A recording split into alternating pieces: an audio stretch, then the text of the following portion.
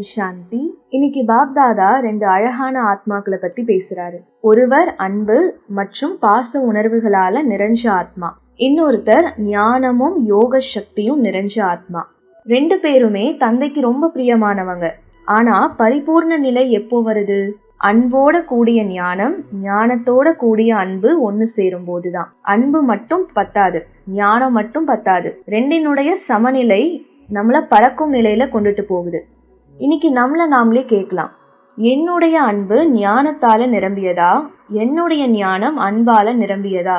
இன்னைக்கு பாப்தாதா நம்மள ரொம்ப அன்பா பார்த்து ஒரு ஆழமான ரகசியத்தை ஷேர் பண்றாரு. உலகத்துல 2 வகையான ஆத்மாக்கள் இருக்காங்க. முதல் வகை அன்பு மற்றும் பாச உணர்வுகளால நிரம்பிய ஆத்மாக்கள். 2வது வகை ஞானமும் யோக சக்தியும் நிறைந்த ஆத்மாக்கள். 2 பேரும் தந்தைக்கு ரொம்ப பிரியமானவங்க. 2 பேருமே உடனடி பலனுக்கான உரிமை அடைஞ்சவங்க. ஆனா அவங்களினுடைய அனுபவத்துல ஒரு வித்தியாசம் இருக்கு. அன்பான ஆத்மா எப்பவுமே பாபா பாபான்னு நினைச்சிட்டே இருக்கும். அவங்க தந்தையினுடைய அன்பை அனுபவம் செய்யறாங்க. தேவையான நேரங்கள்ல தந்தையினுடைய ஒத்துழைப்பை அடையிறாங்க. அவங்களினுடைய இதயம் அன்பால நிரம்பி இருக்கு. ஆனா அவங்க எல்லா சக்திகளையும் எப்பவும் அனுபவிக்கிறது இல்லை. சில நேரங்கள்ல வெற்றி, சில நேரங்கள்ல பலவீனம், சில நேரங்கள்ல உற்சாகம், சில நேரங்கள்ல சோர்வு.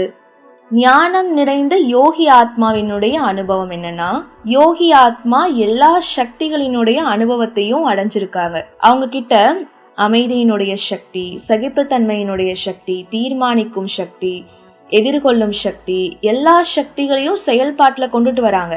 அவங்க ஈஸியா வெற்றியை அனுபவம் பண்றாங்க. அவங்களுடைய நிலை என்னன்னா, அசைக்க முடியாததா இருக்கும், நிலையானதா இருக்கும், தந்தைக்கு சமமானதா இருக்கும். அப்படின்னா நாம என்னவா மாறணும்? பாப்தாதா சொல்றாரு, அன்பு மட்டும் பத்தாது, ஞானம் மட்டும் போதாது. 2னுடைய சமநிலை தான் பரிபூரணம். அன்பு ஞானத்தால நிரம்பணும். அன்பு இருந்தா அதுல புரிதலும் இருக்கணும். பாசம் இருந்தா அதுல ஆன்மீக சக்தியும் இருக்கணும். ஞானம் அன்பால நிரம்பணும். ஞானம் இருந்தாலும் அதுல இனிமை இல்லைன்னா அது முழுமை கிடையாது. யோகம் இருந்தாலும் அதுல அன்பு இல்லைன்னா அது கஷ்டமாயிடுது. அதனால பறக்கும் நிலையினுடைய ரகசியம் பாப்தாதா சொல்றாரு, ஞானம் நிறைந்த அன்பும் அன்பு நிறைந்த யோகமும் உங்களை ஈஸியா பறக்கும் நிலையில கொண்டுட்டு போகும். அப்போ முயற்சி சிரமமா இருக்காது, நினைவு இயல்பாகிடும், சேவை மகிழ்ச்சியாயிடும், வெற்றி ஈஸியா கிடைச்சிடும். தந்தைக்கு சமமா இருக்கிறதுனா என்ன? தந்தை அன்பு கடல், ஞான கடல், சக்தியினுடைய கடல். அதனால தந்தைக்கு சமமாக மாறணும்னா நாம கூட அன்புல நிரம்பியவங்களாவும் ஞானத்துல நிலையானவங்களாவும் இருக்கணும். அப்போ இன்னைக்கான சுய சோதனை, என்னுடைய அன்பு ஞானத்தால நிரம்பி இருக்கா? செக் பண்ணுங்க. என்னுடைய ஞானம் அன்பால நிரம்பி இருக்கா? நான் அசைக்க முடியாத யோகி ஆத்மாவா? எனக்குள்ள அன்பும் சக்தியும் சமநிலையில இருக்கா? அப்போ ஒரு சின்ன தியானம் பண்ணலாம்.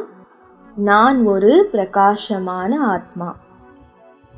நான் தந்தையின் அன்பால் நிரம்பியவன். நான் தந்தையின் ஞானத்தால் நிரம்பியவன். எனக்குள்ள அன்பும் சக்தியும் ஒன்றாக இணைஞ்சிருக்கு. நான் பறக்கும் நிலையில இருக்கக்கூடிய யோகி ஆத்மா.